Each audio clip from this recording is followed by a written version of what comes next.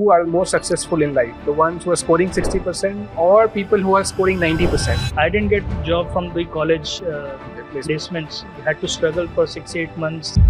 You once said that classroom is just about 1/3 of the education and 2/3 happens beyond classroom. Once I moved down south, it took me another 2-3 months to find a job. It was a mixed bag of two things. I was not very much keen to pursue in the software. The classroom, the institutions 200 years back is essentially the same that we have today. That's how 2 years back, we came up with a sporting arena by name of goalkeepers. I had a bigger challenge awaiting. Let's start keeping our goals, have some purpose in life. Once you achieve something, what's your next goal? What's new in the pipeline? Is there anything that you are planning on? A young boy in Delhi, a school bag and a long bus ride. The usual ordinary Indian childhood. He studied diligently in top Indian school chains, gets into engineering college, flies down to Vellore, completes his engineering degree and walks straight into dream of that generation, a software job in Bangalore and eventually in US. He achieved most of the worldly ways. And then life called him home. There was a school waiting with his father's aspiration with it. He came back and instead of just keeping the lights on, he built. One school became a chain of ventures and across 2 states, a play school, a 10+2 school campus, a sports arena where kids and adults fall in with the outdoor activities again. He is today an educator, an entrepreneur, a man who genuinely believes a classroom is only the beginning of what a school owes a child. From a young boy with a school bag to a man building schools, institutions and shaping the future of 1,000 young children. Please welcome Ankit Agrawal to our podcast, Creator Circle. So, Ankit ji, while we start this podcast, first of all, thank you for sparing time for our episode and for our audience. We are really excited to talk about a very important aspect, that is education. And I would say more than that, learning process. While most of us keep learning throughout our life, and how we learn, and famously once my mentor said now that it is not about learning, it is about unlearning and then relearning the new aspects. We are really excited to have you in this episode and talk through your journey and talk through what you have created and how those creations also help to create your own character and your own journey throughout. First of all, I'm quite excited and grateful to you, the team, to invite me over here at Creator Circle. Let's begin this interaction and let's explore what we are set out towards exploring what I have been doing and what's been current happenings and doings in our education world. So quite excited to be here. Thank you. Sure. Thank you again for coming here, and I'm hoping that it'll be a great enlightening session for the audience. Just to give you a quick brief idea about Creator Circle before I begin. Mm-hmm. Here the idea is to have people from different walk of life who have created multiple ventures or even a single venture, and then get our audiences to learn from those insights, because Mm-hmm. those insights rarely come out. Mm-hmm. Obviously we have books written. Usually the books are written when you have a lot of spare time, you kind of Mm-hmm. done your stint, you hang your boots most of the times. I'm not saying that, but while you're making things, there is a lot of learning. So here the idea is to bring those on the fore. Mm-hmm. So while we do have the conversation, our idea would be to bring those insights, and Mm-hmm. that can be absolutely something that is right on the top of your mind and whatever Mm-hmm. you're thinking, so that our audience can benefit from those interactions. So to straight away dive in, Mm-hmm. I'd like to begin with your school time. Mm-hmm. How was it? How was it your childhood, and how was your childhood in school, both ways?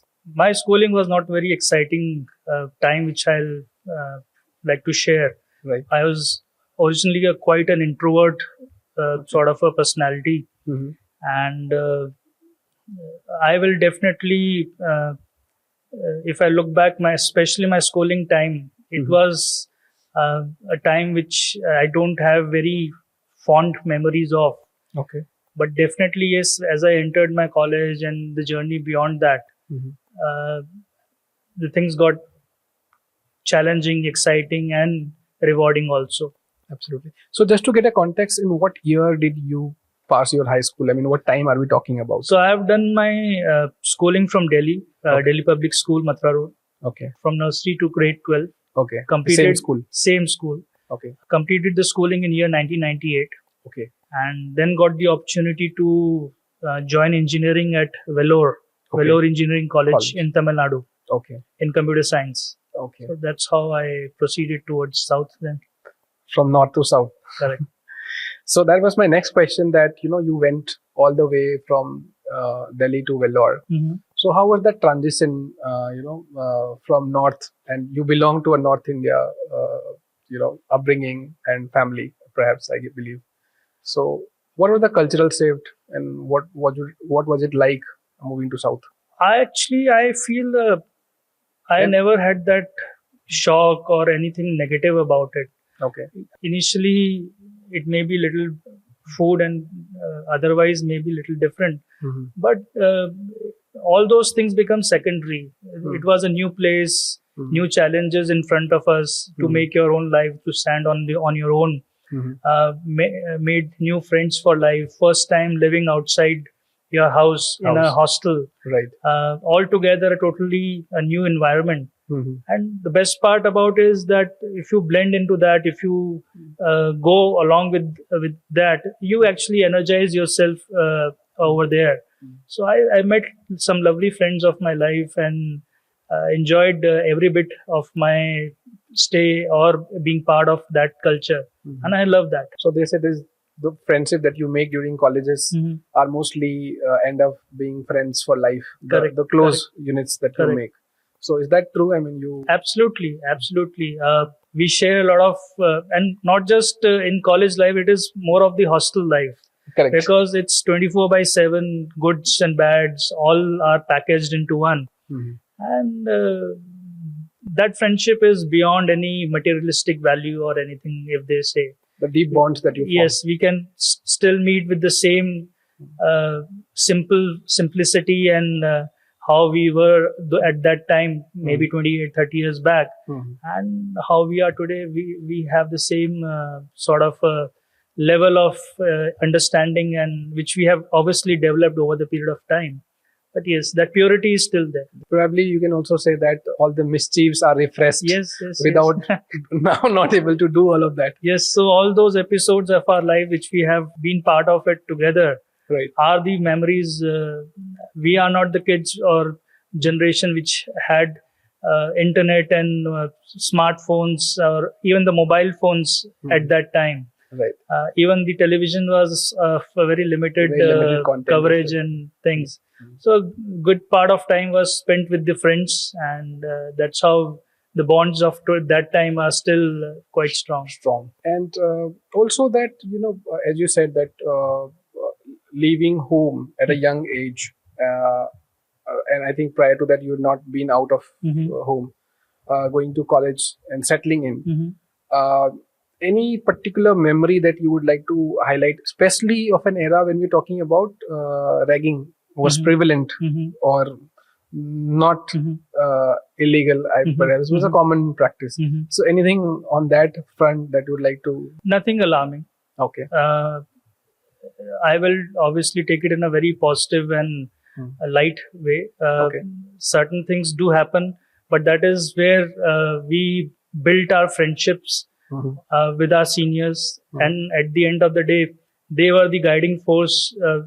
They were pretty much there in the system for last 3-4 years. Right. So they knew how things are. They knew about the local places, where to do. They only took us out for food and all.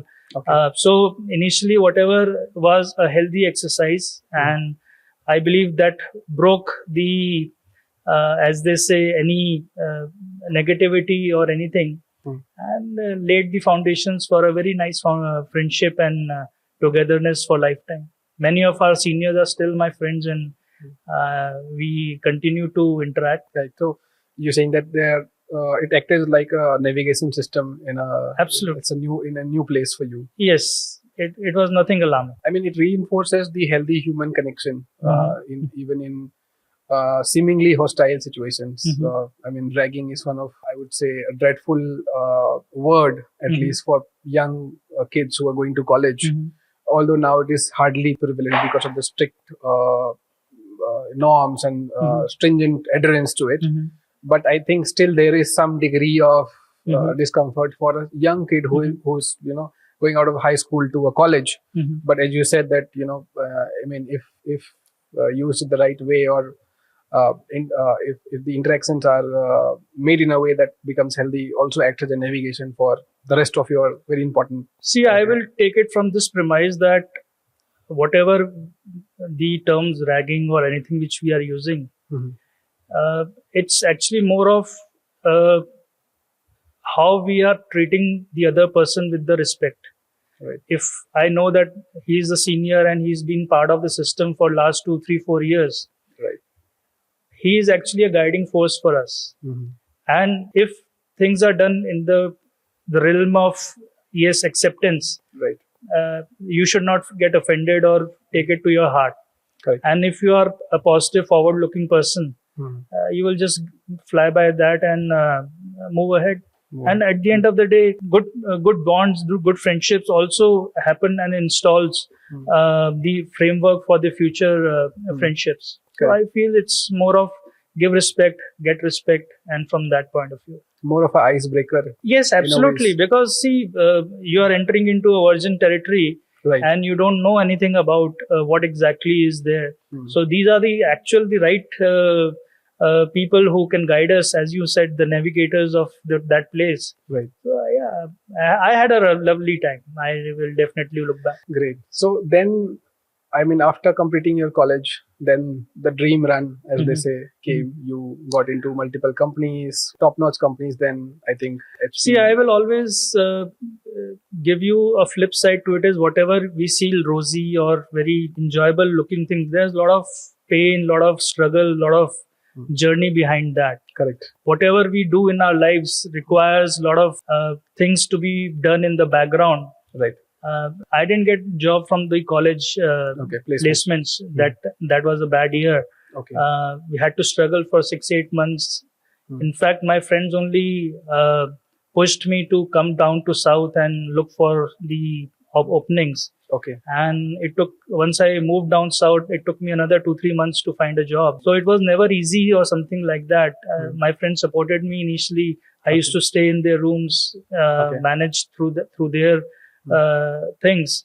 And yes, then you are able to click into a good profile, and then you start building on to that. Absolutely. I think each leap requires that preparation that you need to take back in order to jump ahead. So I'm sure that is a learning that most of us would need to have, that before you really walk onto the ramp or walk onto the the stairs of success, you need to have a long road of preparation. Correct. But having said that, obviously, without discounting the struggle and the challenges, you walked into one of the most promising companies and successful companies, IT companies at that time.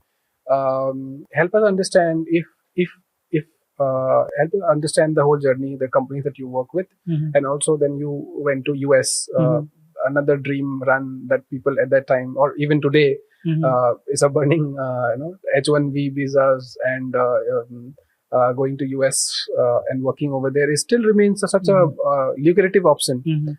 Help us walk, I mean, a brief the companies that you worked with and then your stint in US. So I worked, my first place was HP, Hewlett Packard at Bangalore.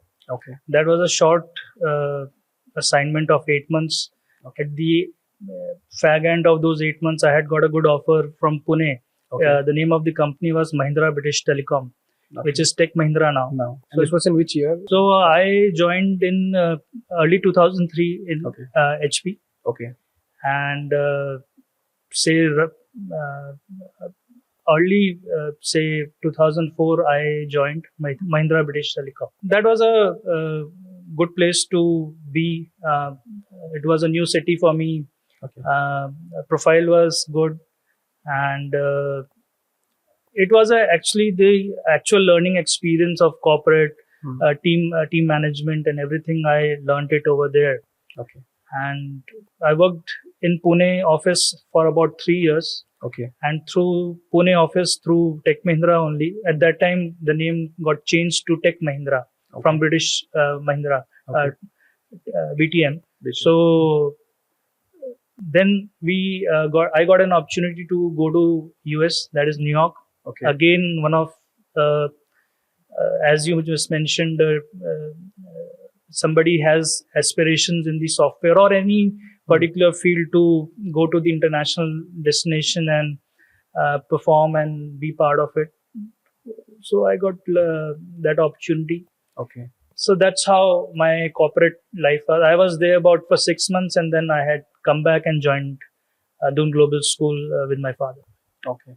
So during that time, let's say when you were working in corporate, if somebody would have spoken with you that how about running a school back home in India? I mean, obviously we'll come to the portion that how did you end up coming back to India and then starting the school. But let's say if we talk randomly, what would you respond to that question at that point of time? See, it was never pressurized by my family to come back and join. It was a mixed bag of two things. I was not very much keen to pursue in the software. Okay. I was not finding it interesting or challenging. I had a bigger challenge awaiting here because we had entered into the education vertical as a family. Okay. And the project required more support and man work. Okay. In terms of we were on the cusp of going to the next level. Okay. So all that expansion, all that framework required human presence plus a lot of investment. Okay. And since my father checked with me whether it's in line with my approach to come and join him. Okay. So that's how it happened. So were you surprised to hear from your father about you working with him in the school, or was it something that was happening gradually and you were also pondering, thinking about it? See, the chatter happens in the family many times. See, you are having your own work, your own business.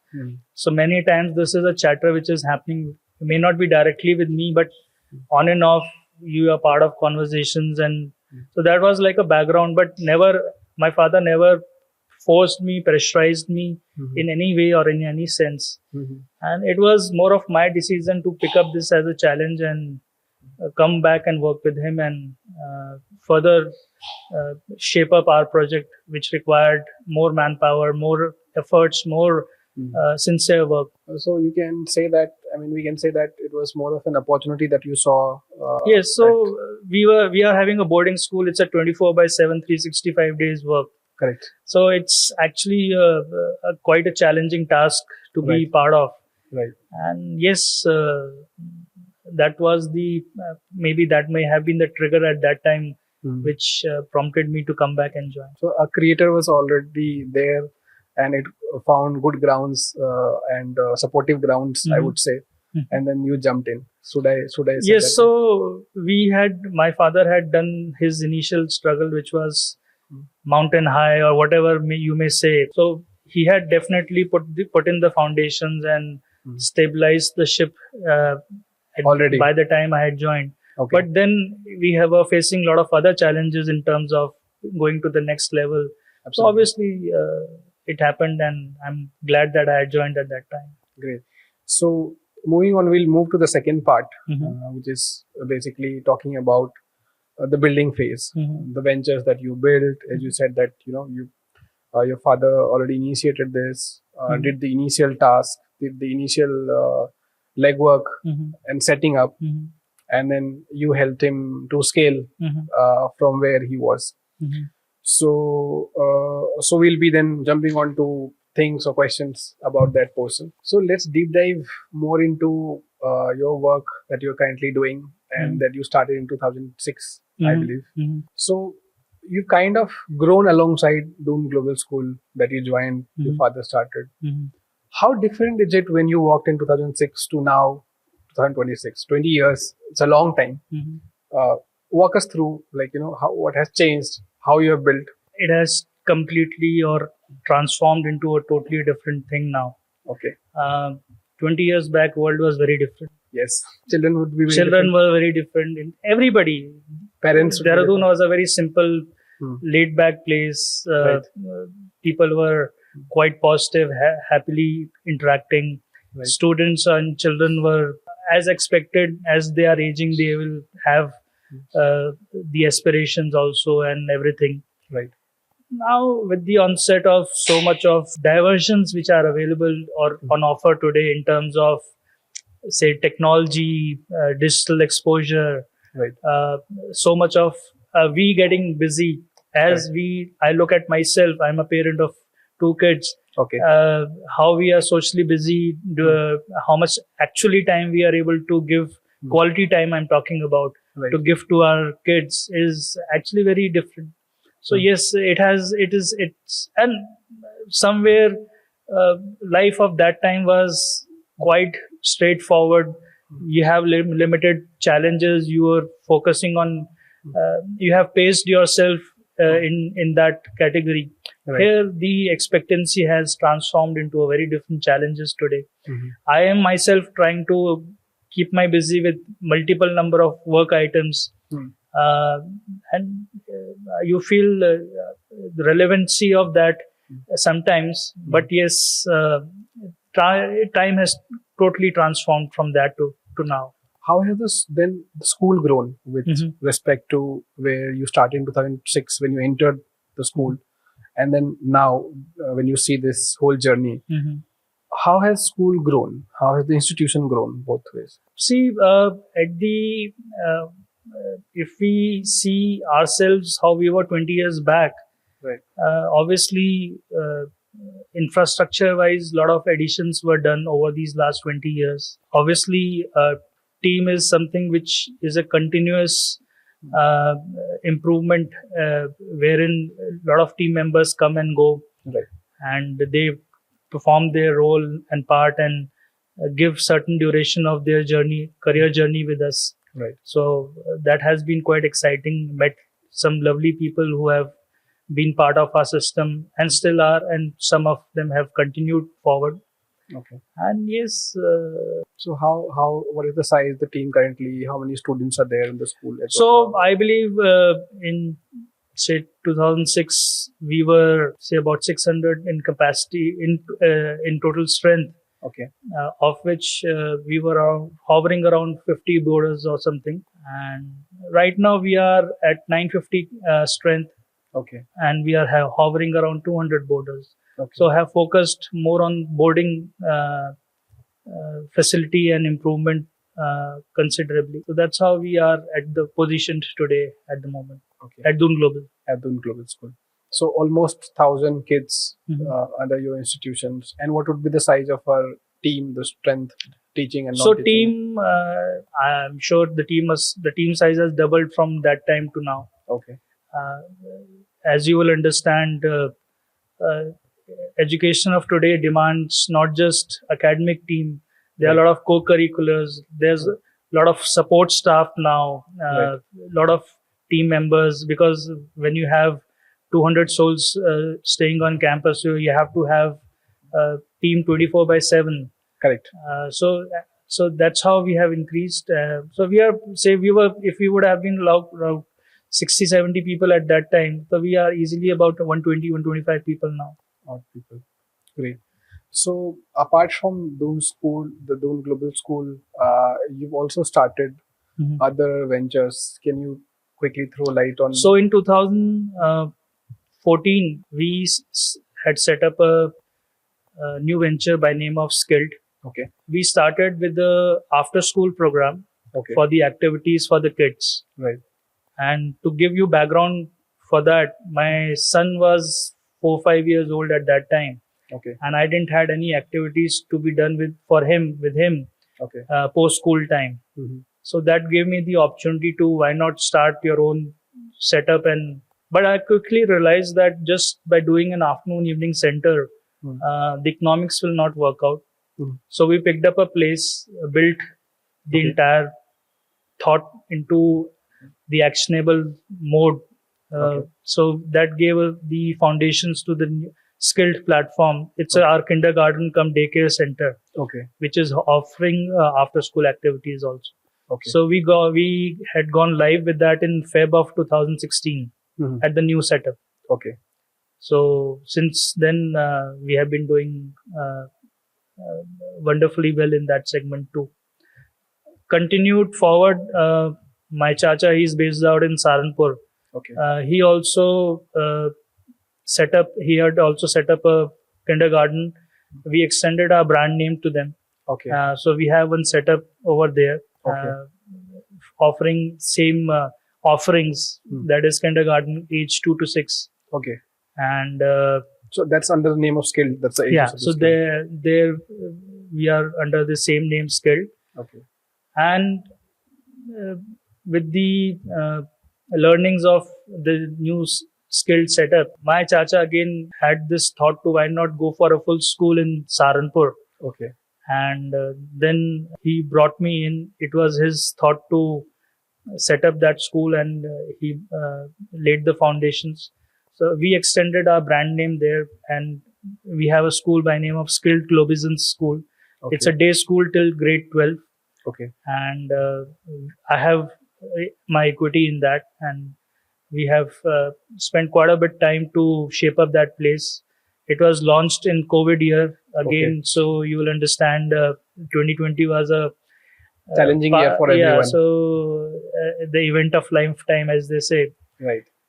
How to manage the opening and onboarding, everything was something to be. If we look back today, we see how challenging it would have been at that time. Absolutely. I mean, then you had 2 schools here in Dehradun to manage. Yes. So and then 2 schools in Saranpur. Yes. So we had. So this is our current journey in the education space. So you have been, after when they say people would typically settle down, let's say you spend enough time to automate a lot of processes, you kind of start something new, and then again new. So now what started in 2006 as one venture, you started another venture in 2014, then as you said, another venture in 2016. So 2006, my journey started at that venture, but my school Doon Global was set up by my father in 98, just to give you the background. So yes, see, at the end of the day, there's a lot of work to be done to your existing places. But there's always some thoughts which sometimes click or ignite some new journey within you. And that's how 2 years back, we came up with a sporting arena by name of Goalkeepers. It was majorly to attract students or young college going students of our area, to engage them into sporting activities. It was a dual thought venture wherein we wanted more engagement of our younger lot for health benefits, health and wellness in terms of learning sports, spending time with friends, sweating out. So that's keeping them healthy. And the second thought was to positively engage them and de-engage them with, say, screen time and other gadgets or other activities where they were not getting any benefits from. So that again was a thought in which a lot of my in my area, where we have located this, a lot of young people have got benefited from it. Very interesting. We will talk about Goalkeepers very soon now, and it's very interesting to see that while education, which is more like a table desk job, primarily, I mean, obviously, as you said, education extends much beyond classroom, but starting something which also kind of balances this whole aspect of having a desk job and desk work to a physical activity really completes the whole sphere, I would say. Very interesting. But before I walk to Goalkeeper segment and further discussion into it, I'd want to understand that since you've been doing something, what's new in the pipeline? Is there anything that you are planning or coming up So with? again, 2 years back, we came up with the thought about mock board examinations. Okay. So we have set up a company, and we have we have done pilots over last 2 years Okay. with that. So it is a complete simulation of the board examination. Okay. The name of the enterprise is Prayas Assessments. Okay. So under this banner of Prayas Assessments, it's again a very genuine effort wherein if I look at a child of today, Mhm. we are trying to help them prepare better for the big day. Right. Many a times I have seen children under stress, under anxiety, Right. when they approach examination centers. So by conducting exercise like this, our effort and endeavor is to make them better prepared for that big day. Apart from that, another major concern has been how genuine or how truly the assessments are in our education system today. Our internal examination will, as true we may be, will never give a actual true picture of the performance of the child.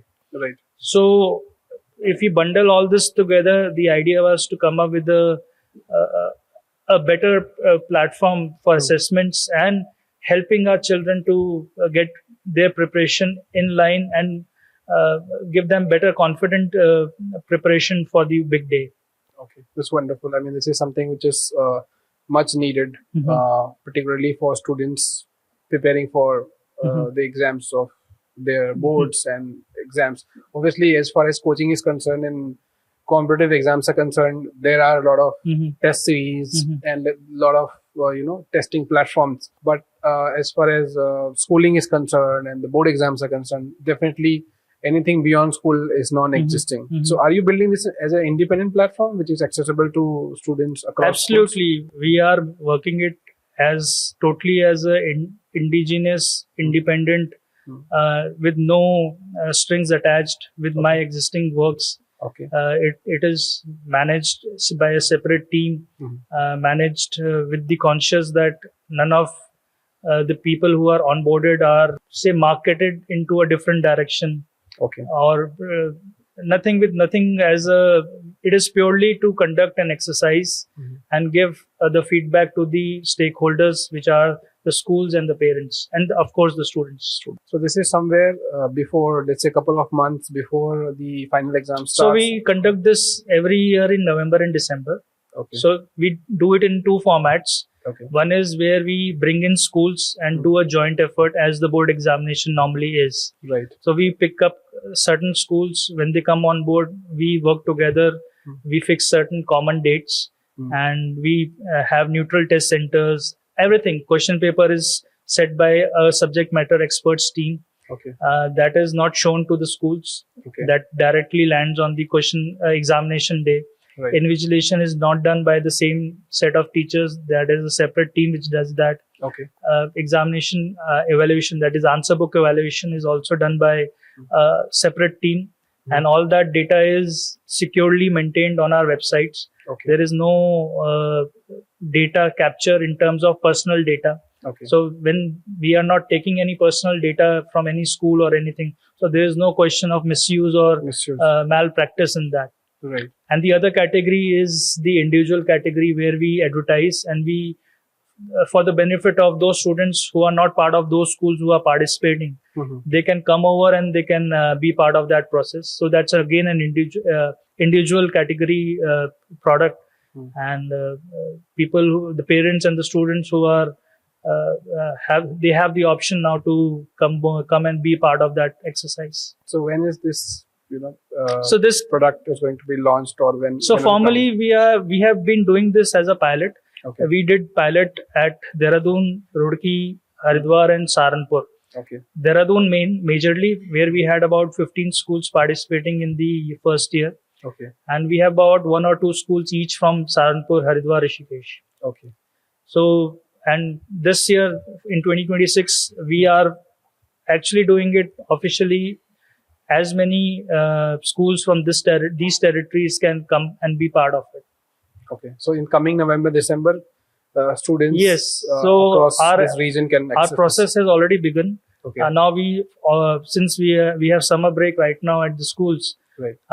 Probably in first half of July we'll start reaching out to schools and start onboarding them. For this assessment. Okay. Great. I mean, so many exciting products that you've already put in pipeline. So there's one more thing which we are working on. Still, I'll keep it under wraps because that is, as they say, half cooked, half baked. So Okay. to talk about that will be little premature. Right.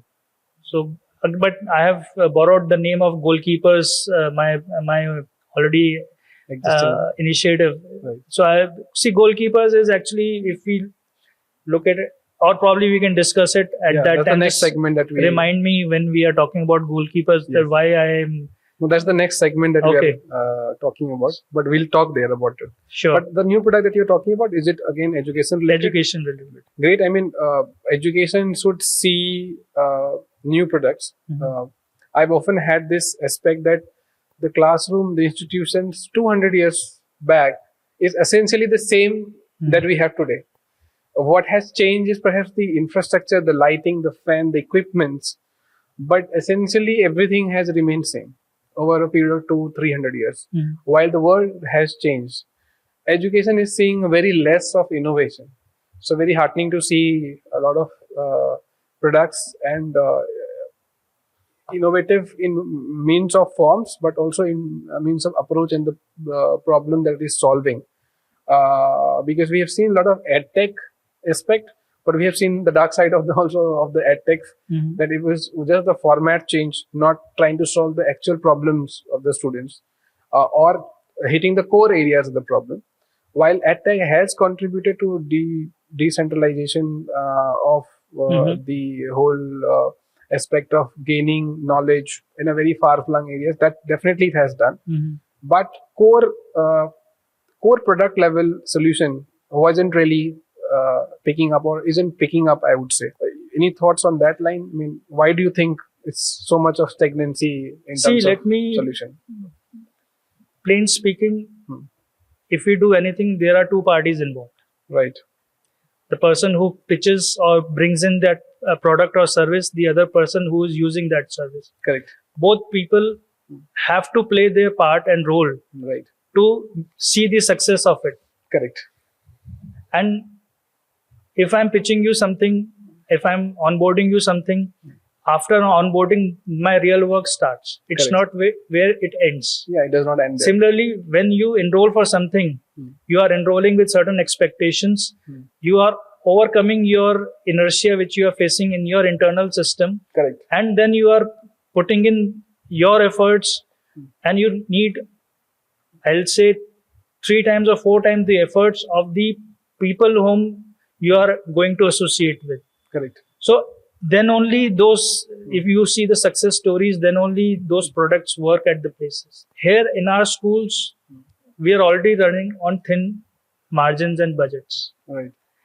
If you bring in any new product, efficacy or the effectiveness of it will take at least 1 or 2 sessions to showcase the benefits of or the improvements which has brought in. Correct. We don't show that hard to continue with that for so long time, or our budgetary considerations reduce our participation. Right. Then the person who has walked in and given us the rosy picture, their efforts are very short-lived. Right. Once they have the business in, how much of the efforts are being put in by the team Right. to ensure that the product output. is shaping up, the services are lined up, and we are moving in the right direction. So these are the certain challenges which are the Road blockers. absolutely, they are the killers in a way.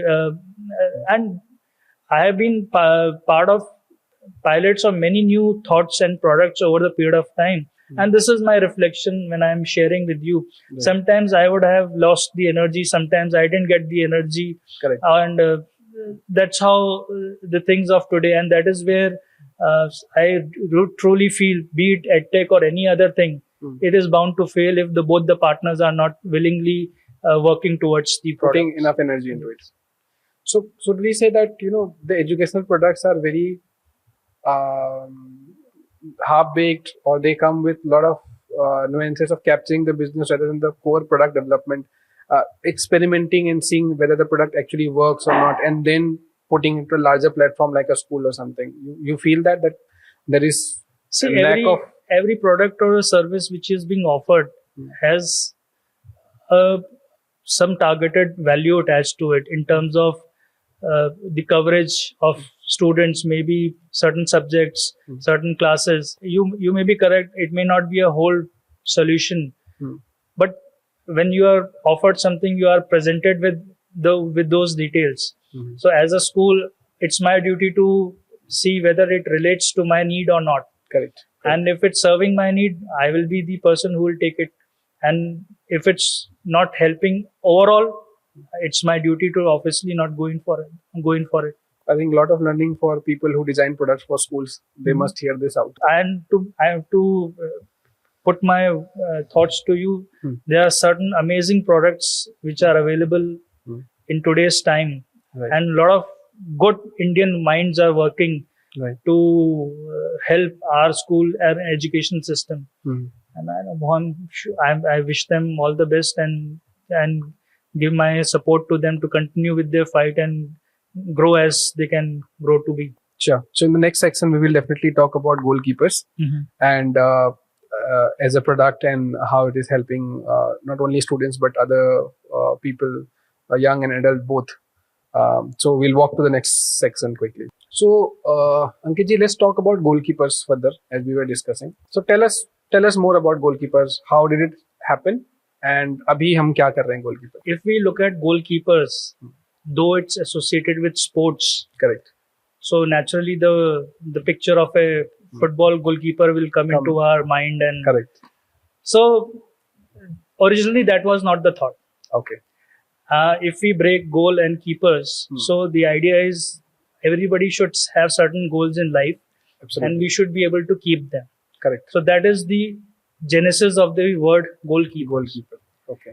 And if we extend it to the sporting terminology or any other form, what does a goalkeeper, the actual goalkeeper in the football, does? Right. He protects our goals. Correct. He keeps our goals. That is why he's been named as goalkeeper. Correct. And goalkeeper is the one which initiates the fresh attack on the opposite team. So he builds the foundations for what we are doing in the future. Correct. So that's how I had originally perceived it and came together with the thought of this Goalkeeper. name. And idea was to transcend this thought and knowledge, or this basically a thought to anybody and everybody. Let's start keeping our goals, have some purpose in life, Right. have something to look forward.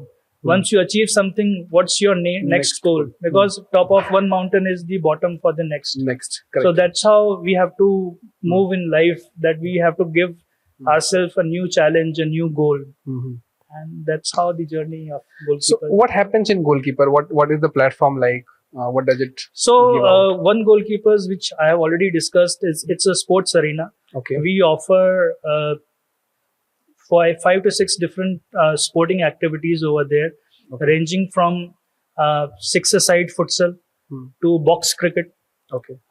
TT, Okay. table tennis. We have a pool table. Okay. We offer archery.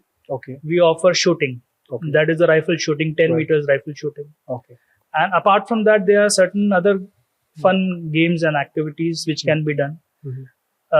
We have designed that place where we can offer it as a family events or corporate events also. Okay. So a lot of people do book that place for that purpose. Okay. And it's actually a very energizing place. We have a floodlit arena. Okay. So late night also we are opening it for the users to get benefited from that. So how is it accessible? One can book through website. We have our website. We have a dedicated resource person who's managing all the bookings for that. Okay. Safe and secure parking and everything is available. Okay. So We have a website, goalkeepers.in. .in. People can visit that site, and through that they have the relevant information. bookings. Okay.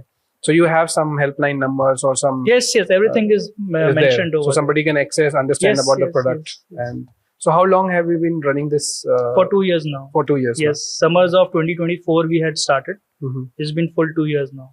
So this summer also you might be having bookings.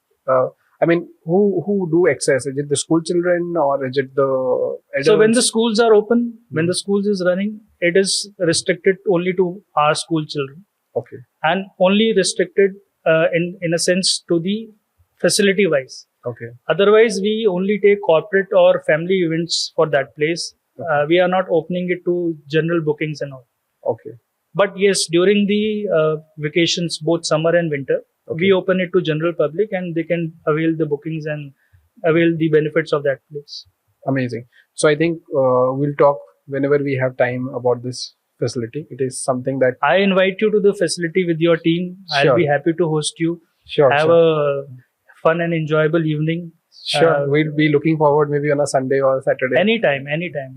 Sure, great. I think that leaves room for another conversation about goalkeeper maybe at the Absolutely. location. Absolutely. Now we'll move on to the next segment where we'll talk about a bit of philosophy, bit about mentorship, and a very important topic in education, that is AI. So because all three does impact the whole institution, the whole approach of education as well. So let us dive into that segment quickly. You once said that classroom is just about 1/3 of the education, and 2/3 happens beyond classroom. Can you throw some light on that aspect, that philosophy? I mean, I'm sure I'm looking at that aspect that you're building, which is beyond classroom. For example, goalkeepers that we spoke about. So if 2/3 is outside classroom, what are those things, and how are we like bringing those things also in the system? See, in my view, there are three basic facets which we have to look at.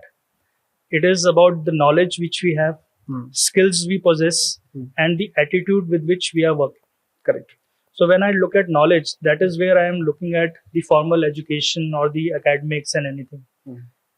That is why I feel, be it classroom, be it beyond the classroom, knowledge is only 1/3 of our persona. Correct. You have to back it up with certain skills which will take you to the next level, because at the end of the day, everything is skill based. Correct. And to have an attitude to back it up will take you to the distance which you are aspiring for. So that's why we have to put together all these three facets, that is knowledge, skills, and the attitude to move forward in life. As we were having a conversation in between, because running school itself is such a difficult task, not only in terms of operations, but also economically. As you said, more and more schools are coming up. So the demand supply also plays a role. So what is the actual economical aspect to be able to give facilities beyond classroom? Because a lot of schools, a lot of institutions would struggle with even providing the classroom facilities. See, you are correct.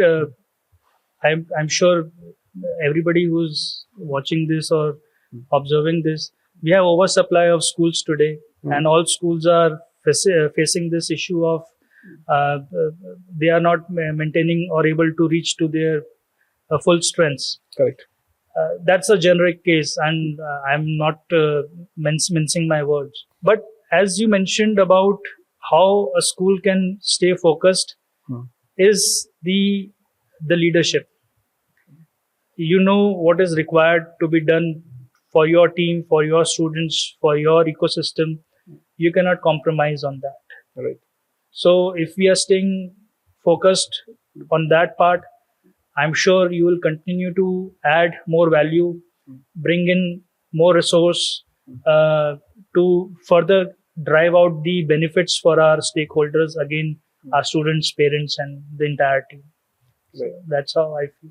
So talking more about the fact that the classroom learning the classroom learning is a part of education, as you said. But beyond that, how do we extend the facilities and indulge the faculty of the students towards skill development and towards approach development? I mean, the kind of activities we have in the school, certainly do not really indicate towards those aspects. For example, if I like to put through an example, we only have performance tests. So there are different type of tests, right, in education, and one is the performance test, which we all go through. We all have been through. We have been tested, benchmarked. But what about other type of tests? Because I was reading a book which went into type of testing, and which mentioned at least 6 type of tests.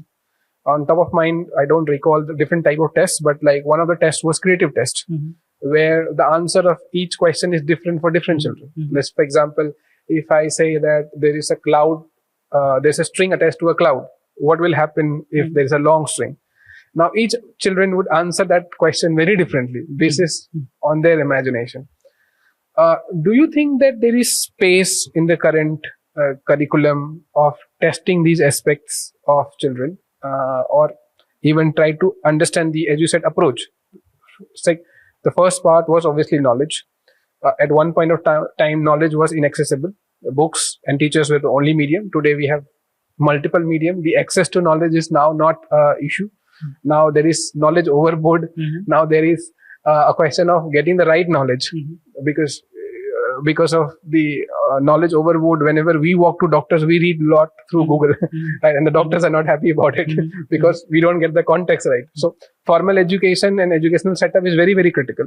But apart from that knowledge aspects, where there is an overdose of knowledge, when it comes to skill and when it comes to approach, we see an absence of any testing, or we see absence of any mechanism. So you think at least we should begin with some mechanism to test those aspects? See, Anshuman, before we talk about testing, idea is first of all to deliver that. Yes, absolutely. Make it part of our regular deliverable or day-to-day action. Correct. Testing is a lot later thing. Absolutely. And I truly feel we have enough time available which we can incorporate such things into our curriculum. We may start small. We may start probably a once a week or thing or something like that.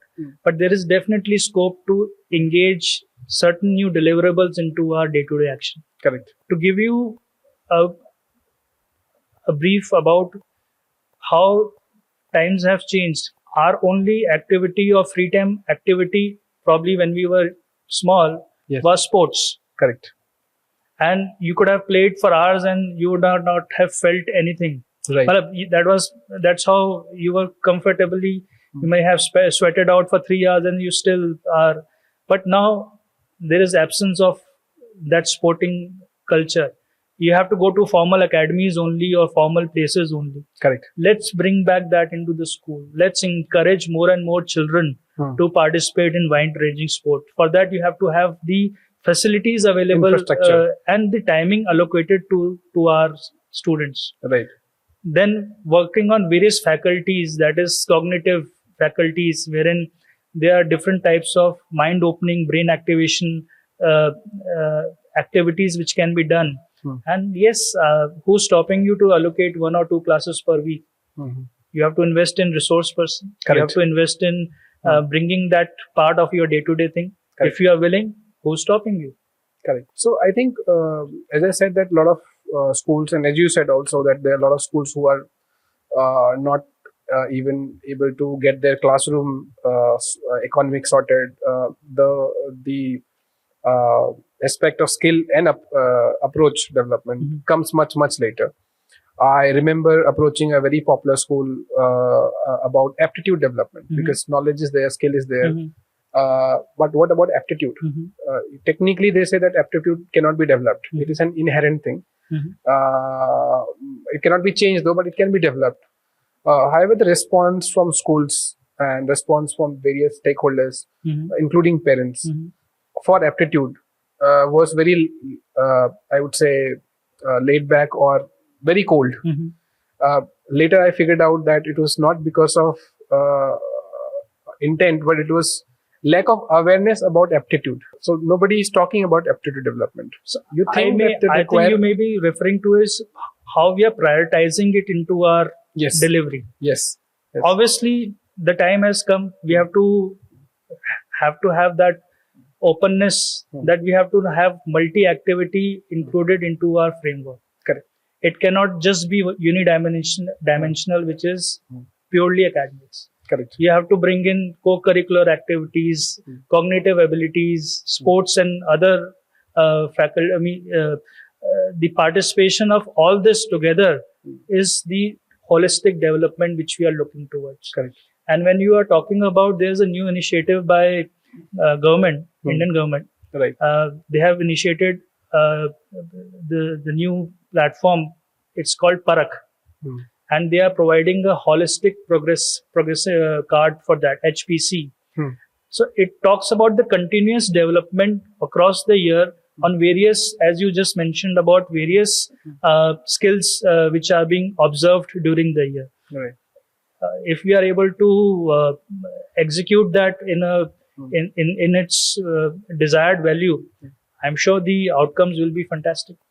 And I think there is over skewness on the academic results. I once happened to ask a very experienced and seasoned educator who was into education for last 35 years, who have taught generations, 2-3 generations. And I asked him that if I happen to ask you a question, will you be answering honestly? He said, why not? I said, you've taught for 3-4 generations. And I think probably his experience will be more than 40 years, in fact, on that count. So he said, yeah, I mean, please go ahead and shoot the question. I said, you've taught more than 3 generations. Your institution has a history of 150 years old, 150 years. What do you think, who are more successful in life? The 60% people, the ones who are scoring 60%, or people who are scoring 90%? He did answer honestly that it is the ones who scored 60-70 are doing much better in life. And if we go back and see our classroom, our batchmates, the ones who are doing very well, they were not, I mean, I don't see them doing very well in their school time or getting great percentages. Not really. I mean, not necessarily. Now, when that answer is public, that it is more 60% or 70% people who are doing well in life, why do we glorify 90%? Because that glorification has a pressure on the entire generation of people putting it and over skewness on this performance tests. Don't you think that thing is very skewed? I mean, as you said, there is a parameter. मुझे लगता है कि थोड़ा ये scenario अब change हो रहा है. अच्छा. Historically, yes, we were always bracketed कि आपका ये रिपोर्ट कार्ड है, ये क्या आया है, क्या परफॉर्मेंस है, उस चीज पे आप जज किए जाते थे. करेक्ट. लेकिन अब मैं देखता हूँ जितना मेरे पेरेंट्स से इंटरेक्शंस होते हैं, more and more parents are inquiring about other faculties also. Sports में कितना पार्टिसिपेशन होता है और क्या हो रहा है, इसको क्या करियर पाथ्स लेने चाहिए. So they are not restricted to only traditional engineering and medical. आपको आश्चर्य होगा, पिछले 5 साल में 3 साल मेरी school topper is from humanities. Okay. And that was we have given 24 results of class 12. Okay. We just started 6 years back in humanities. Okay. So I believe in last 6 years, if you are able to give 3 toppers of our school in humanities, it talks about the visible shift that good and more good students or more students are able to perform better in other subject choices also. तो ये दुनिया है, ये reality है. इसके लिए हमें we have to show that openness, and I'm sure lot of parents are now open to that fact.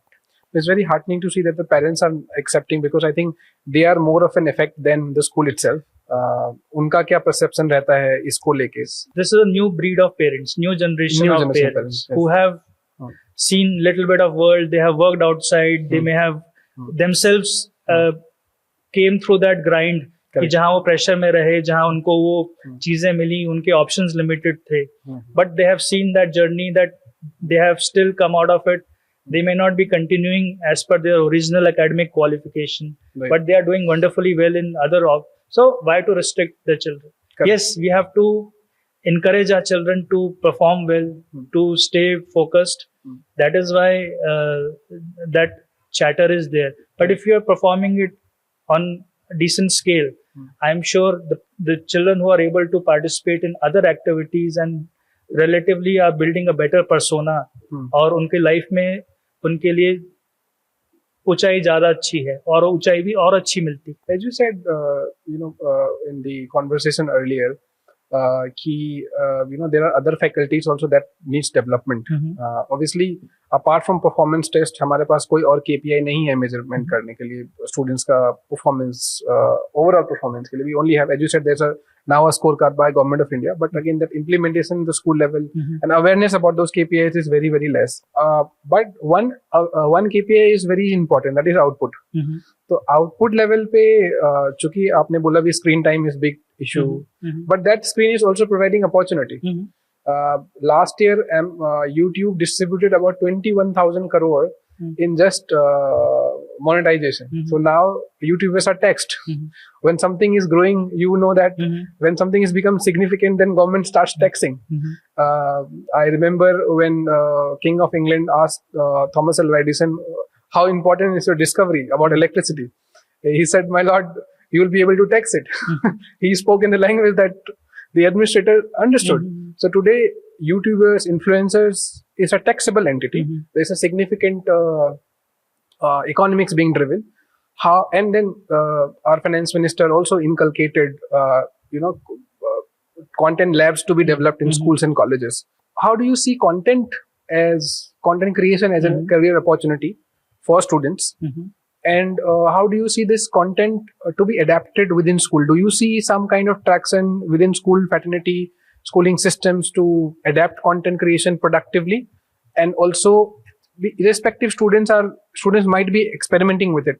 Do you think school is a great place to structure that effort or channelize that effort? See, I am not the correct person to define whether content creation will be a good career opportunity or a way forward.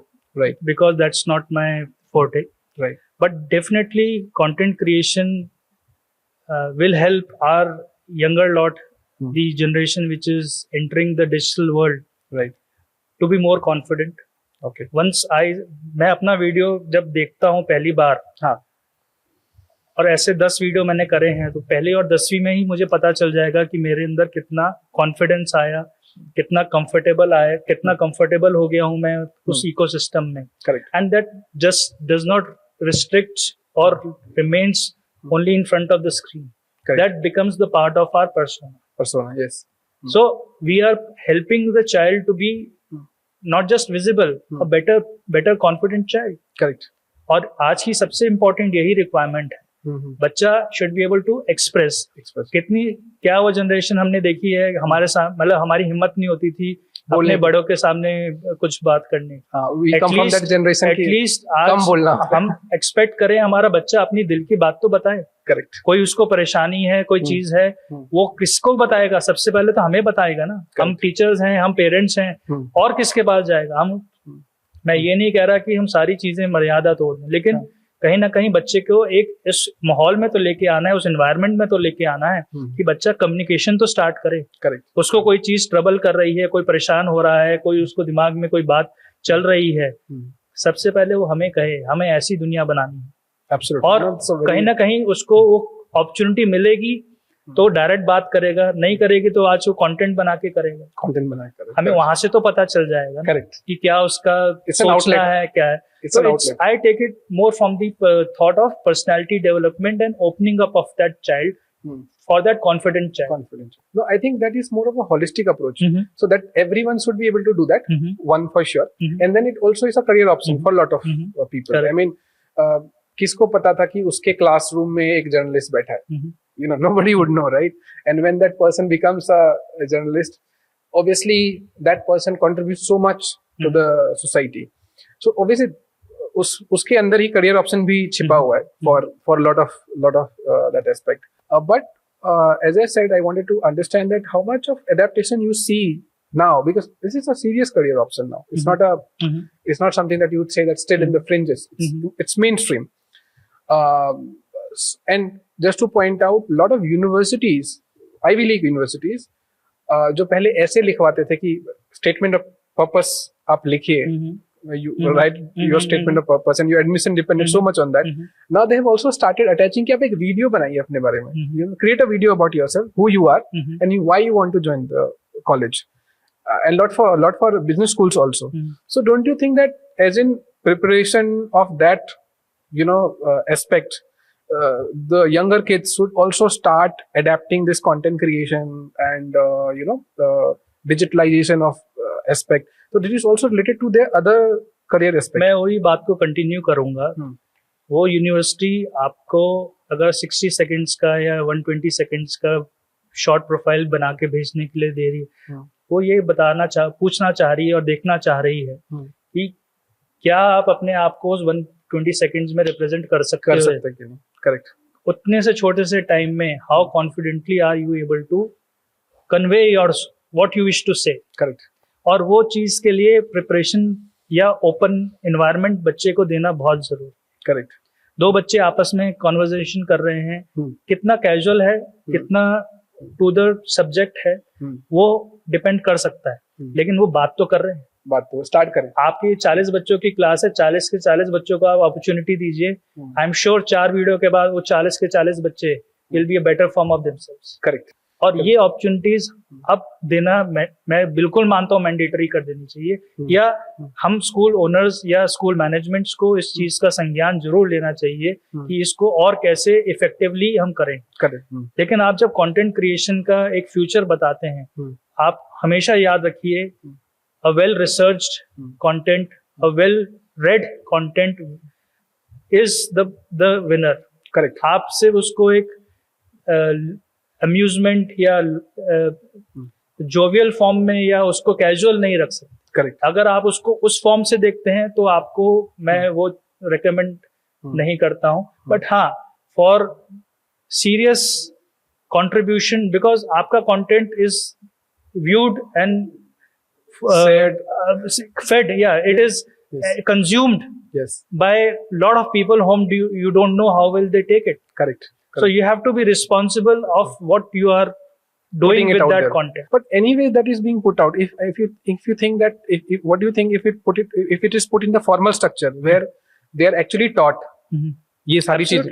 I'm sure as an adult and as an educator, you would know so much about content कि कैसे बोलना है, because you are well represented. आपको पता है कि किस platform पे कैसे जाके बोलना है. आप घर में कैसे बोलते हो, किसी ऑफिशियल के साथ कैसे बोलते हो, किसी मिनिस्टर के साथ आप इंटरेक्ट कर रहे हो जहाँ पे आप फीडबैक दे रहे हो. So you are well, you know, curated, well structured, but the children may not be.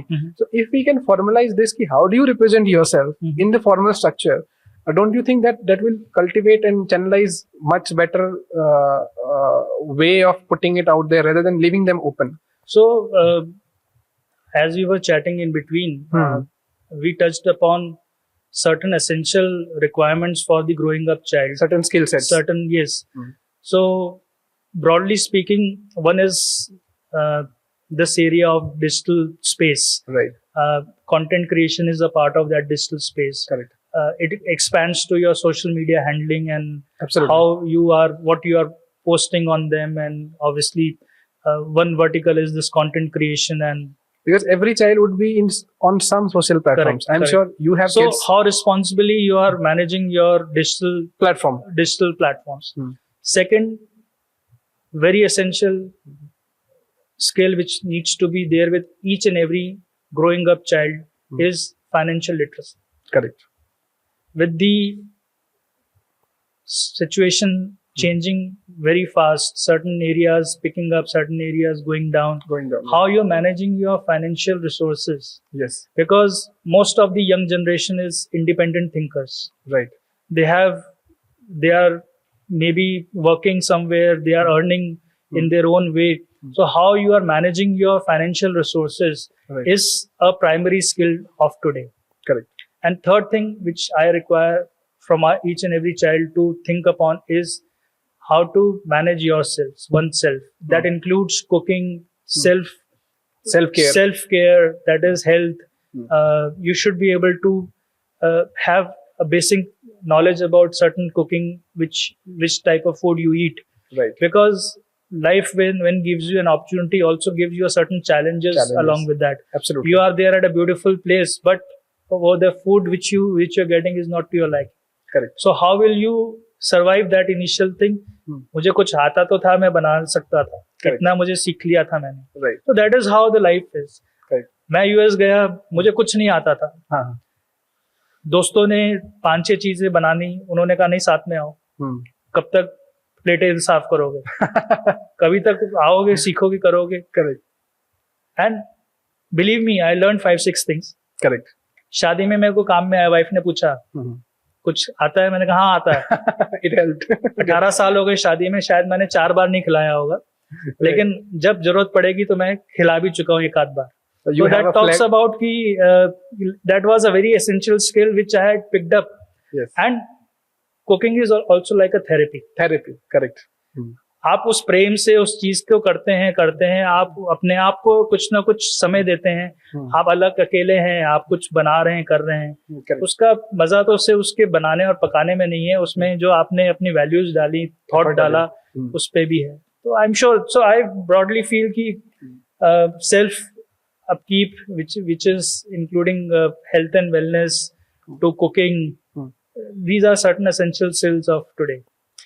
Coming to harping on to that same aspect of skill set, someone very I'm forgetting the name of the person, but someone famously quoted now that going forward you cannot be just an one skill set person. That means if you're writing in your bio that I'm a software developer or I am a graphic designer, in the age of AI will no longer suffice. Every 3 years to 5 years you need to upgrade, and your bio will look like something, you have 4 or 5 skill set and showing that you are interested in this and now you are learning this, because the concept of a permanent job where you are doing this job for 30 years will now vanish in the era of AI. So I'm trying to advent AI now in our conversation. How do you think AI is impacting education and then subsequently career options? Because everyone is in a jiffy, everyone is in lot of, obviously you've seen a lot of job cuts in AI because of AI, and then also the whole purpose of education or education as a sector also seemingly looking like redundant to a lot of parents, to a lot of students also. A lot of question mark is coming up. So first of all, I like to ask you. This is a very excellent question, Anshuman, and I'm glad you asked. Probably this March, I was interacting with somebody and I don't remember, I was part of a meeting or a conversation, and we were casually chatting, and he was also from the education sector. So he was sharing his challenges, his thoughts. So we were discussing, we were exchanging notes on that. So when I came back that evening back to my room and was thinking about what transpired, I thought, let me just play around with AI. And till that time, I had not even opened a single platform of AI without naming any platform which I use today. And I had a couple of thoughts in my mind, as I mentioned, Prayas, and I was very focused to deliver this year in a very different way and scale it up and all that. So when I started using the AI and I started working for my learning and development, probably in 15-20 days, I realized that I am at nothing. And I need to spend more active time, build a better team to deliver at Prayas. And that's how within a month I had 4 people, 5 people on board with that. And I believe AI is now very central to us in our daily life.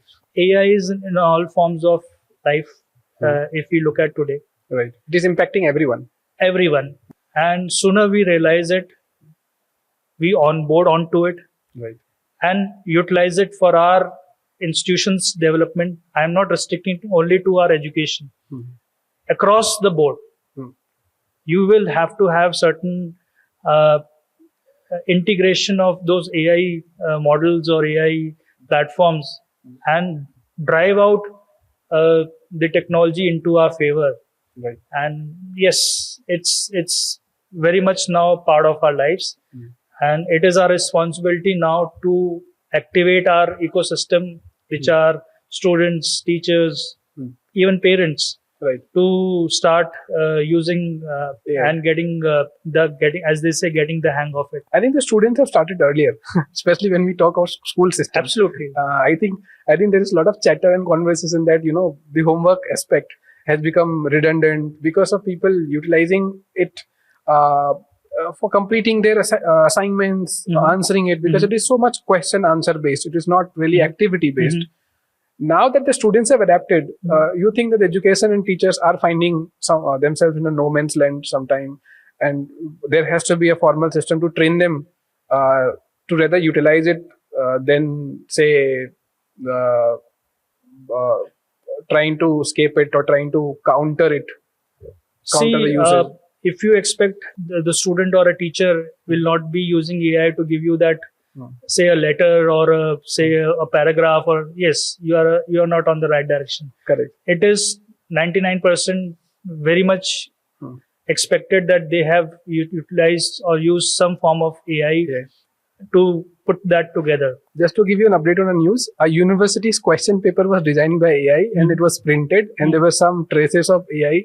So it was in news that the university designed the entire question by an AI rather than a subject matter, a set of subject matter experts. So I mean, it is fine. It's finding ways in your education system. So what is harm if AI is generating absolutely. a question paper? I believe Correct. it's a platform which has been designed with a lot of intelligence, as the name suggests. Correct. So, but yes, at the end of the day, it must have been proofread by a human, Yes. a subject matter expert, and then only it would have gone into the execution mode. Right. So, same way, when a thing comes in as a homework from a human has to see and then do a double check by asking that child to talk about something on that topic, so that how much of that is retained by them. Correct. For them, you are correct. I mean, the whole exercise of writing the answer, now this homework has to go beyond just writing and submitting for the records. As you said, you need to talk about it. So you mentioned about, say, other forms of assessment previously in one of our discussion topics. So why now case studies are coming into the picture more often? Because case studies doesn't give you one specific right answer or correct answer. It gives you the options of right answers or answers which may be right. Correct. So that's how the inclusion of newer formats of questioning will be put into the systems. Correct. So with the advent of AI, now there's a bigger question of on-screen, off-screen. And as you said, you also design activities for off-screen, and then you need to be on screen. So there is a larger debate of how to balance. You cannot escape AI while you have to learn its usage, but you cannot always be engrossed in the screen, within the screen. So creating a balance is also a very important aspect. So don't you think that now it is very high time that keeping core curricular activities as optional or, just something that we will see, as you said, is 2/3 of the learning as well. Should we not have a structured program keeping the off-screen activities also and building KPIs, benchmarking? Because right now it's very casual that, you participate, that's it. What is the performance benchmark? How much you are participating? How much are you engaging there? Is something that we don't have. It has to be an inclusive approach. You have to include both digital-based activities and face-to-face in-person activities. Correct. You have to find a balance, and you have to design your day-to-day deliverables accordingly. Your yearly, weekly, monthly calendars should have a balanced participation of both sets of activities, because as the growing need is, we also cannot overdo in one area. Correct. That is AI or something, and neglect or provide a lesser space or time for our other personality development exercises or activities. So it has to be inclusive and has to be balanced. Great. So I think with that, we would jump on to the next segments where we talk about few topics which are very prominent today in education. It was wonderful interacting with you on different topics that we really wanted to touch upon. And I think it's great to derive a lot of insights from those aspects. But now in this segment, we will be setting up different questions. It's very difficult to cover education in wholesome aspect, and it's very vast. But we have tried to touch upon different questions that are popping up currently, and they are topic of discussions. So let's start with those topics and those questions. Probably they are discrete questions from different topics, different genres, but I'm sure that the answer to them would also give insight to a lot of topics and a lot of aspects. Coming back to our question segment, where we try and address issues critically. The idea is not to be one side of it, but looking at critically. So there is, a lot of allegation or a critical analysis that are we just producing kids with perfect numbers, perfect, scores, or are we able to give out people who can solve real problems? What's your take on that aspect? See, I believe there will be always all profiles which will be coming out. And the problem solvers are not necessarily the toppers. But toppers is a segment which is the output of our education system. Correct. But performers are the real life performers. Correct. As they grow in life, as they set out on the professional journey, they have their own parameters of challenges and the successes which are waiting for them. Right. So I believe we'll find all type of kids who will showcase their capabilities over the period of time. Okay, so we'll have to leave that on time. Yeah, obviously, see, we all have lived through that. Correct. I have been an average student, and every day when I start, we start afresh. Correct. So that's how we live our lives. Absolutely.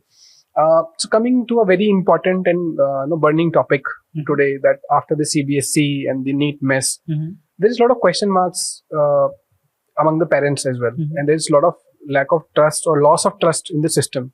So as a educator, as a part of a system in many ways, can you spell out to parents that everything is all right, or what's your take on that? I mean, no, I will not bracket that everything is fine and all goody. Right.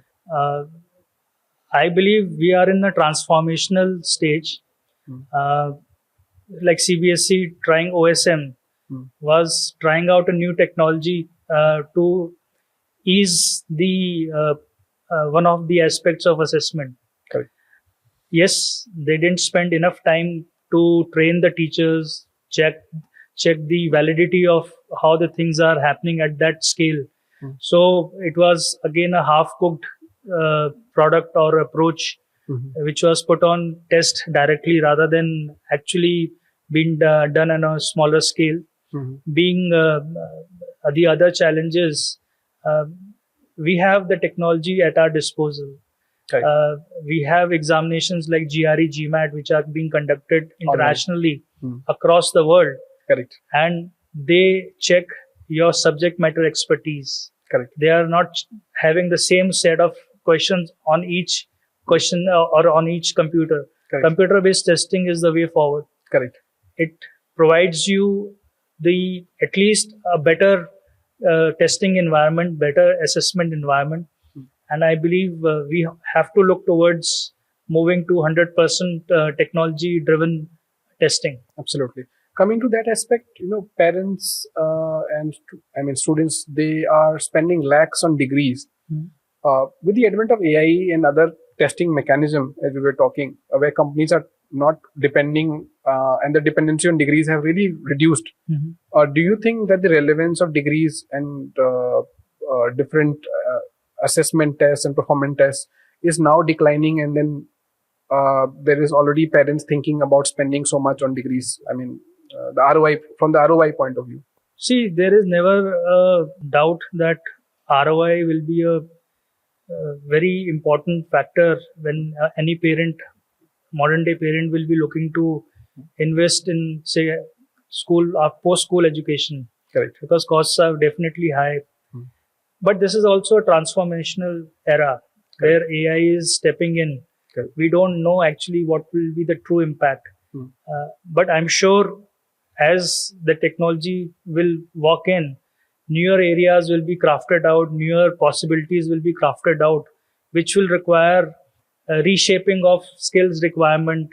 You have to be open to show that flexibility and adapt onto those newer requirements as they come.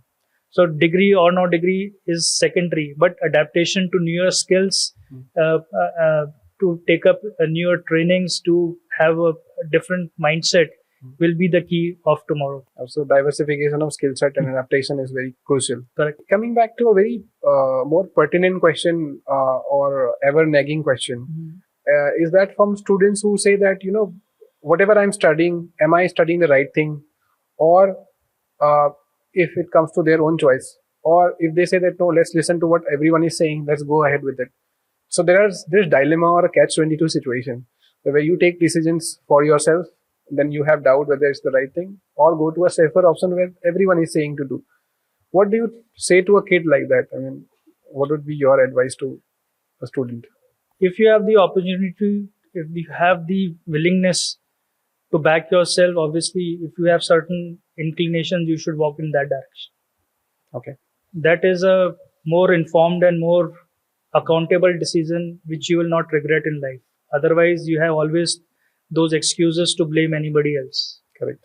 So I really feel any child who has certain clarity should walk in that direction. If you don't, then obviously your ecosystem, your parents, your friends, your family, your peers helps you in certain direction, and then the time only will give you the answer to that.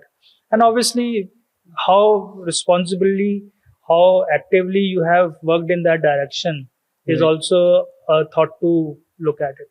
And a very important aspect nowadays is, youngsters spending a lot of time on screen, on Instagram, Reels, and various content that they're consuming. And there's always a guilt among them that, कुछ ज़्यादा ही time वो spend कर रहे हैं.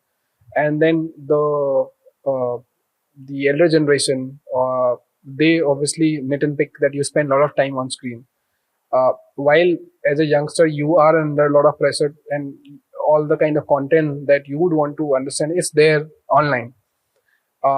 So this balance of guilt versus, overdoing it and, consuming the content over there, how much to consume and how much not to consume. What do you think is the way out for especially the younger students and the people who are already studying? Maybe you will have to break it up into certain smaller pieces. How many of us are having that guilt, first of all? Okay. Or percentage or the acuteness of that guilt. Right. Sometimes यार 4 घंटे आज तो मैं सिर्फ ये reels ही देख रहा था. कितने लोग अपने आप को कहते होंगे मैं हफ्ते भर में कुछ नहीं किया, मैं तो सिर्फ ये फोन पे ही था. Correct. कितने लोग कहते हो? Right. So that's कहते हो तो उसको सुनो भी फिर. सिर्फ कहने से तो बात बनेगी नहीं. Correct. अब बात आती है पेरेंट्स की या आपके सामने वाले की. आपके स्पाउस भी हो सकता है, कोई भी हो सकता है, फ्रेंड्स हो सकते हैं. So we have to positively engage them. Now that engagement is in many ways.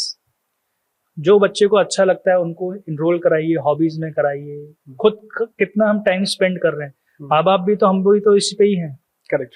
हम भी तो फोन पे ही हैं, हम भी तो हमारे प्लेटफॉर्म्स अलग अलग हैं बस. ऑब्वियसली, बट हम लोग कितना, अगर हम लोग if we sit together and try and restrict the access, then only तो बात बनेगी, वरना कैसे बनेगी. हम अपना लगे हुए हैं, वो अपना लगे हुए हैं, हमारे पास उनके लिए टाइम नहीं, उनको भी कुछ एंगेजमेंट के लिए कोई पुश नहीं मिल रहा है. And that's how they are doing it. So there is a need of a structure, non-excess times. नहीं, आपको एंगेजमेंट अपना इम्प्रूव करना पड़ेगा, आपको अपनी चीजें बनानी पड़ेंगी. आपको लाइफ में आगे बढ़ना है तो नया चीजें आपको लर्न करना पड़ेगा, स्किल इम्प्रूवमेंट करना पड़ेगा, बहुत चीजें हैं. So for a student who is chasing one-day exams or even more extended exams like UPSC and one-day exams like SSC, which decides their fate, a day or few days will decide, an exam will decide their fate. And there are a huge number of students who are preparing for it, and very few seats are available. Few will make them, and most of them will not make them. what do you say to a kid who is preparing for it with so much of likelihood of not making it? What becomes of them? What kind of advice would you give them after they're done with their preparation and exams? See, Especially in the light मैं of example लेके बात करता so much हूँ of paper एक leak. अच्छे MBA course में जो वहाँ पर डिलीवरी ऑफ एजुकेशन है इज मोर फॉर्म कि आपको टास्क्स दे दिए हैं केस स्टडीज दे दिए हैं एंड आपको उसके ऊपर अपना रिस्पॉन्स बनाना है. Could be presentation, could be your thoughts, could be your एक एक दिन में 200 250 पेजेस पढ़ने हैं आपको. करेक्ट. उसका स्टेमिना चाहिए, अटेंशन स्पैन चाहिए, कंप्रिहेंसिव क्वालिटी. ऑब्वियसली. तो उसके लिए आपने मेहनत की होगी, आपकी हैबिट होगी, आपके अंदर वो मेंटल टफनेस होगी, तभी तो. और मल्टीपल एंगल्स पे वो चीजें आती हैं. कोई भी चीज हो, आप फॉर एग्जांपल अगर यूपीएससी के लिए कर रहे हैं, अल्टीमेटली आपने कोई गवर्नमेंट पोस्ट पे जाना है, उस गवर्नमेंट पोस्ट में क्या प्रेशर्स, क्या चैलेंजेस आते होंगे, वो देखना चाहते हैं उस एग्जाम के थ्रू. क्या आप में वो टफनेस है, क्या आप में वो अडेप्टेबिलिटी है, क्या आप वो प्रॉब्लम सॉल्वर हो. वो सारी चीजों के लिए वो आपको खुद को प्रिपेयर करना पड़ेगा. उन पर्टिकुलर सिचुएशंस में आपको सोचना पड़ेगा, ढालना पड़ेगा, अपने रिस्पॉन्सेस सोचने पड़ेंगे, और तभी जाके आप कर सकते हैं. तो you have to be first ready to go and be accepted on that platform. तभी आपको वो चीजें वो अपने आप पर आने देती है. राइट. तो I think positive construct for that is that the preparation will come in handy not only for that exam but सिर्फ किताबी पढ़ाई से तो जिंदगी नहीं बन सकती. बिल्कुल. आपको अपना इसको एक्टिवेट करना पड़ेगा. उस चीज के लिए क्या चीजें रिक्वायरमेंट हैं. हम गवर्नमेंट, आप फॉर एग्जांपल आप आईपीएस बनना चाहते हैं, तो आपको जिंदगी को इमेजिन करना पड़ेगा कि 24 घंटे की मेरे पास काम है, कैसे काम चीज चलती है, क्या प्रेशर्स होते हैं, क्या चीजें होती हैं. I have to look after a particular region. I have to look after a particular profile. So it is a combination of lot many things which goes into the preparation to become and qualify that particular exam. So just to add on to what you said, there are a lot of people who hire UPSC aspirants and US not aspirants but people who have given exams who have not selected, who did not get selected.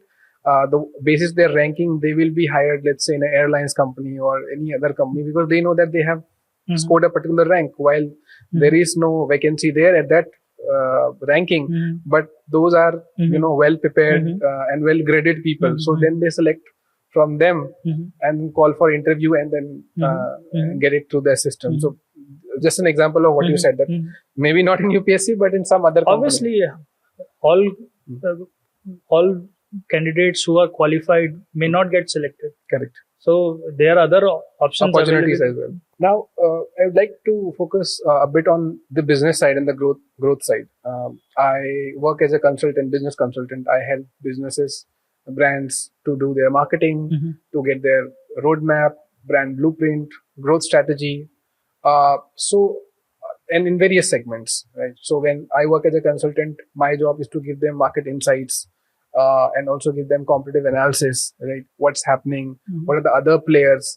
So education is a big sector. It's a big category. So if I say that you have been into education business and education sector for almost more than 20 years, as a, let's put a consultant hat, and if I need to say and ask you that what is it one thing or couple of things that you would say to someone who is running a school and who is not doing well, and you go and tell him that, hey, stop doing these two things or these three things, and then you will be fine. What would be those advices as a consultant? See, I will not be the one who is telling him not to do those three things. He should be the one, through our interaction, should be able to speak what three things are not working. Correct. But in general, no, I'm talking about what. First of all, it's case to case. Absolutely, it's case to case. Yeah. So what is not working, what is ailing that workplace or institution, first needs to be understood. A proper audit has to be done. Then first, their system needs to be improved in terms of those deliverables, and what is the requirement of today is the add-ons. Correct. So that will be my approach. Okay. But in general, generally speaking, I know that calling out some aspect becomes difficult without audit. That's what we also have an approach, that you audit the business and then be able to tell out. But generally, where do you see the suffering or the pain point for schools? I mean, in your experience, maybe, let's say. We have 3 stakeholders in our system: students, parents, and teachers. Correct. All 3 should be happy to come to your school. Okay. That's one KPI to track. If you have that feeling, यार मैं वहाँ क्या करूँगा जाकर, अरे यार आज फिर जाके वही करना है, या यार अच्छा आज वही फिर बोरिंग क्लास में जाना है, या वो चीज, you have to come out of that stigma. Okay. For that, you have to, the entire management has to reform and make a vibrant place, an active, vibrant place, happy place.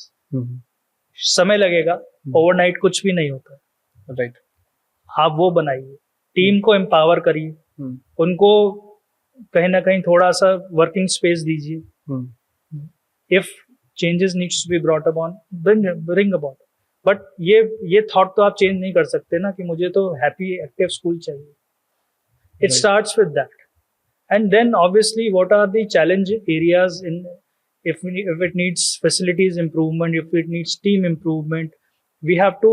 And obviously, how much as a school owner I am actively participating into the school working.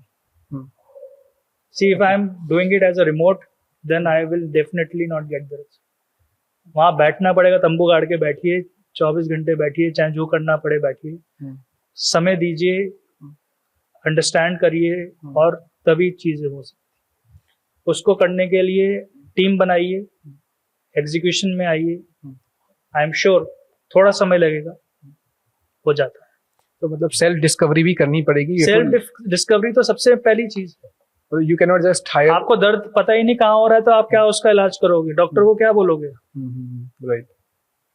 Because when people make business plan, they think कि ये हो जाएगा, ये हो जाएगा, मैं यहीं से कर लूंगा. तो obviously as consultants we also say that no consultant can replace you. You have to be part of that. Consultant भी आएगा, वो आपको 4 पन्नों का क्वेश्चनर देगा, आपसे पूछना चाहेगा, बात करेगा, उसी में से इन्फ्लुएंस निकालेगा. Absolutely. That's how it will happen. Correct. वो पेन ही तो पता कर रहा है आपका. Correct. So spending time in the system is the most crucial. Absolutely. आपको अपने पता होना चाहिए. अगर हम इस एडवाइस को जनरलाइज कर लें, put it not only in education but across other sectors, this will hold true for any other category. आपका रेस्टोरेंट में खाना का क्यों बेकार बन रहा है? क्योंकि वो कुक का ध्यान अलग है, वो वीडियो बनाते बनाते आधी चीजें कर रहा है, कान में वो लगे हुए हैं. राइट. इसी तरह एग्जांपल जो है आपकी बात, आपकी क्वालिटी गिर रही है, आपकी सर्विसिंग क्वालिटी अच्छी नहीं है, वो बैठे हैं, वेटर पूछ के गया है, वो जो चीज 10 मिनट में आनी चाहिए उसने बोला है, वो आधे घंटे तक नहीं आ रही, आप बुला रहे हो, कोई आ नहीं रहा है. Absolutely. So that is where it makes or breaks. Correct. Gaps, operational gaps. So if you have one piece of advice to a small school or a young school who is starting off, what would be that? I mean, apart from what you said, that involvement, but in terms of management and in terms of maybe economics and in terms of marketing also. So there is setup, then there is SOPs and operations that one is doing to make a framework, which you've already spoken about. But also in terms of marketing, getting your first set of people to your school, convincing the parents. So I would like to say कि हर segment में अगर आपको एक critical advice देना होगा, तो what would that be? See, I believe with what thought the school has been established.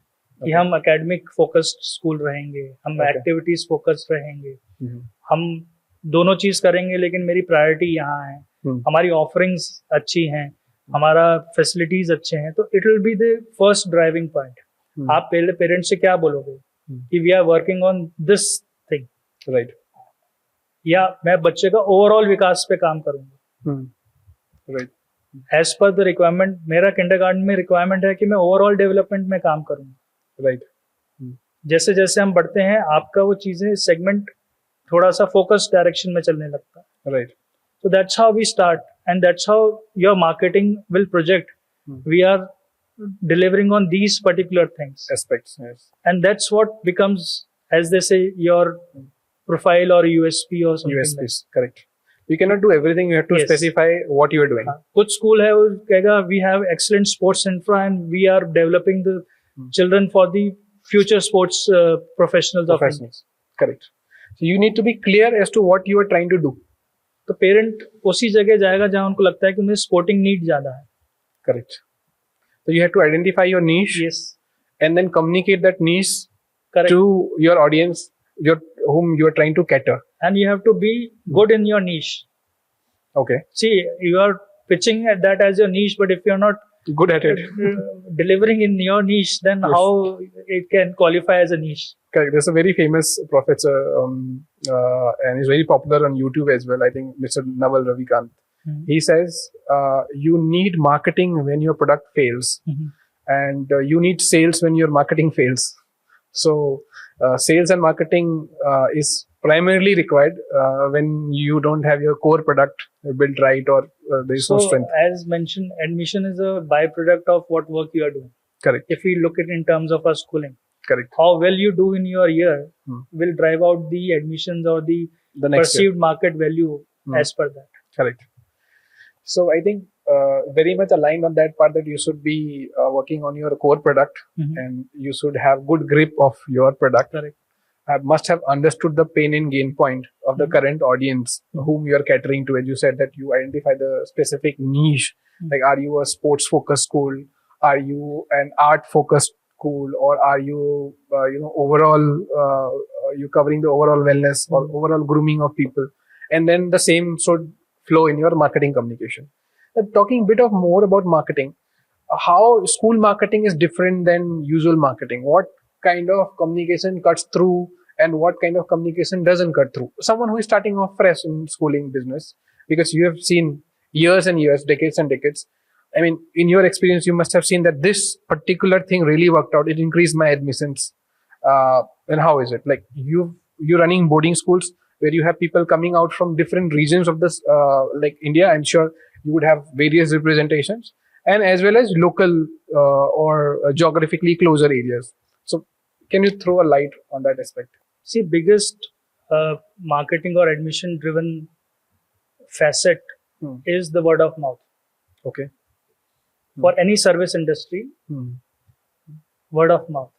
Okay. If you have happy parents, if you have happy teachers, if you have happy students, they are giving you the positive feedback into the ecosystem. So one is that how they validate your product and services at your institution. Second is, we genuinely are working on our deliverables and showcasing them to the outside world. Okay. मैं अगर अच्छा sports facility दे रहा हूँ तो वो मुझे connect भी तो कराना है, दिखाना पड़ेगा. मैं इवेंट्स कराता हूँ, मैं प्रॉपर चीजें कराता हूँ, I include my ecosystem into it and they see yes यहाँ हो रहा है, बच्चे निकल रहे हैं, बच्चे क्वालिफाई कर रहे हैं, they are working. If it's academic results, they are qualifying certain competitive exams, या उनका परफॉर्मेंसेस बोर्ड्स में या है. Every child who is walking is my ambassador. Every parent, every teacher who's in the ecosystem is our ambassador. Right. How they talk to the outside world will make or break things. Right. Then your deliverables, how well you are delivering on your deliverables, and you are now in today's world, you are pitching that, communicating that, obviously through digital, and it's now a regular daily sort Daily of a affair connect that you need to have. It's not marketing specific for 2 months, 3 months, 4 months. It's just around the regular. year. If you have to get the recall value for yourself, Right. you have to be present on across the formats, across the years. So you're saying that whatever we are doing, and then showcasing that activity constantly is very, very crucial for the schools. So learning from your personal experience, how much of content creation and what kind of infrastructure you have built in for your institutions to be able to put out the content for, let's say, viewers or prospects that are. So we have developed an in-house digital team. Okay. So we started with one, then we had two. Okay. Now we have about 5-6 of them. dedicatedly working for Dehradun, two setups of ours. Okay. Infrastructure we are improving, and we also hope to have a similar studio for Podcast internal improvement and training for the training students. purposes. So I truly feel we have to invest more into this and make it an integral part of our delivery mechanism. Delivery. Okay. I mean, that also gives transparency to the parents or to the prospects who are trying to understand And more also, about your just to cut you college. here, there has to be an onboarding, parent and student onboarding with proper consent. Okay. Whether they allow the publication into the digital space of Yes. any picture or a video of Obviously. their child or ward or themselves. Right. Because again, it's a part of, we have to be conscious of the fact it's there's a act which is now there which restricts. Yes. It has to be consent based usage. No, that's very crucial from the compliance point of view and also from the trust point of view, Correct. who are already in that space, school space. Talking of which, I wanted to touch upon a very important aspect is safe space. Mhm. Creating safe spaces is very crucial. Recently, we've seen such an horrendous scenario and incident in Lucknow of so many students being burnt in fire. And then we had Delhi incident where center was flooded. So, what is your take on creating safe spaces?